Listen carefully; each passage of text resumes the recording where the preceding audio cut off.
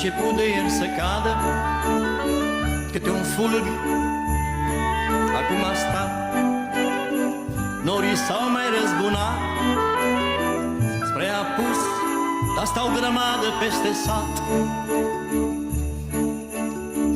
Nu e soare, dar e bine, și pe râu e numai fum. Vântul-i potolit acum, dar năvalnic vuiet vine de pe drum. Sunt copii cu multe săni, de pe coastă vin țipând și se împing și sar râzând. Prin zăpadă fac mătănii vrând nevrând. Gură fac ca roata morii când de valma se pornesc, cum prin gard se gâlcevesc vrăbigureșe când norii ploi vestesc. Cei mai mari acum din stradă stau pe încăierare puși, cei mai mici de foame se scâncesc și plâng grămadă pe la uși.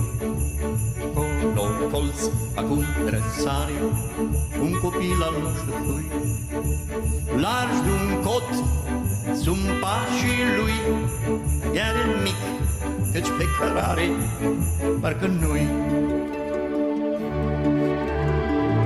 Haina-i măturând pământul, o târăști abia, abia. Cinci ca ele în cap în ea, să mai bată sorovântul dacă vrea.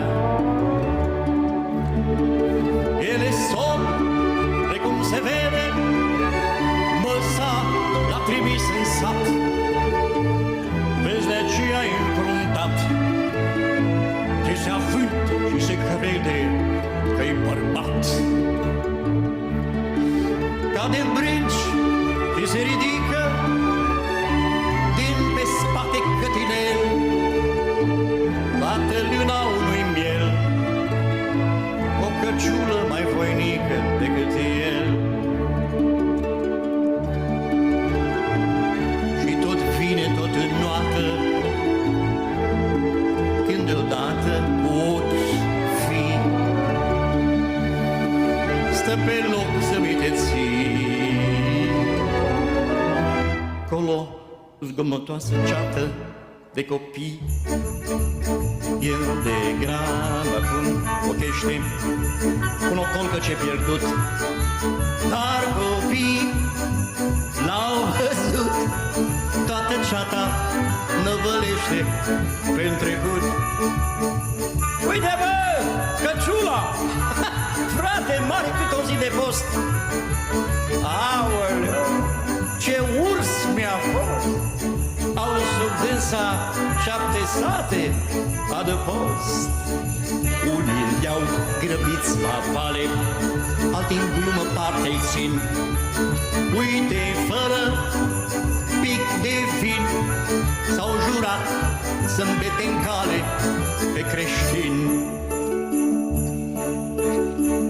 Vine o babă acum pe stradă și în cojocul rupt al ei și încins cu foi de tei, stă pe loc acum să vadă și acei. Se-o țărăște rău bătrâna pentru micul barbăcos. Ați înnebunit de tot, puiu mami, dă tu mâna să te scot. Ci că vrei să stingi cu paie focul când înclăi de fân și mai zici că ești român. Iată baba a intrat la stăpân, ca pe o bufniță înconjoară și-o petrec cu chiu cu vai. se țin de dânsa scai. Plină-i strâmta ulicioară de alai. Nu e chip să-i faci cu buna să-și petreacă drumul lor. Râd și sar într-un picior, se învârtesc și râd într-una mai cu spor. Baba și-a pierdut învățul, bate, înjură, dă din mâini. Dragilor, sunteți păgâni? Maica mea!